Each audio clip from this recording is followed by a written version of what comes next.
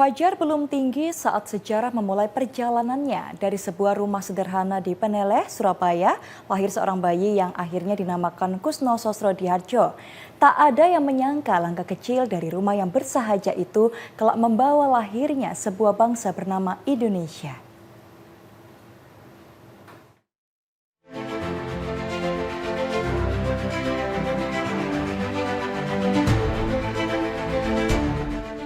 Di sebuah gang sempit di kawasan Peneleh, Surabaya, berdiri sebuah rumah sederhana yang menjadi saksi lahirnya tokoh besar bangsa Indonesia. Rumah itu berada di Jalan Pandian 4 nomor 40, Kelurahan Peneleh, Kecamatan Genteng, Surabaya.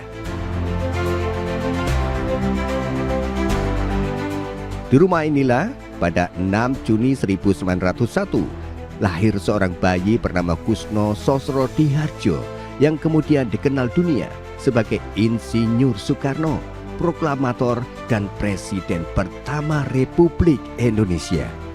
Awal abad ke-20, kawasan Peneleh merupakan perkampungan padat penduduk yang telah berkembang sejak masa kolonial. Ayah Bung Karno, Raden Sukemi Sosrodihardjo, seorang guru bersama istrinya Ida Ayu Nyomandrai menetap di rumah sederhana itu setelah pindah dari Bali ke Surabaya. Saat itu, rumah Peneleh hanyalah rumah rakyat biasa. Tidak megah, tidak luas, lebarnya sekitar 5 meter dan sepanjang 15 meter. Dindingnya terbuat dari batu bata dan berdiri rapat dengan rumah-rumah lain di sekitarnya.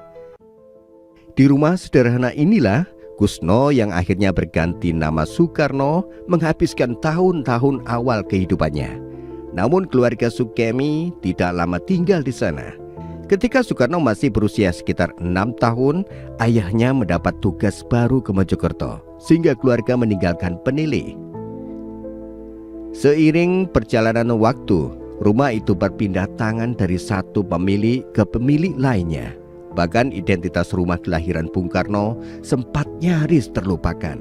Selama puluhan tahun, tidak banyak masyarakat yang mengetahui bahwa bangunan sederhana di Gang Pandian itu merupakan tempat lahir sang proklamator.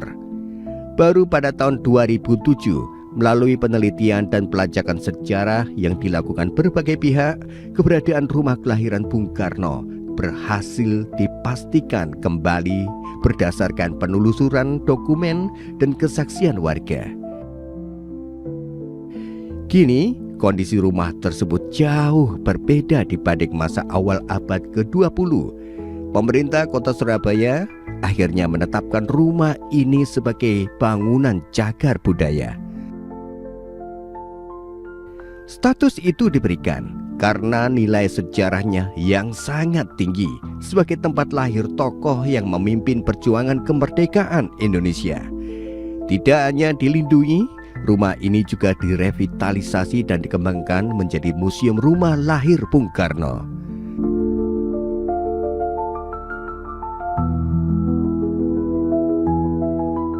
Dari Peneleh, sejarah Indonesia pernah dimulai.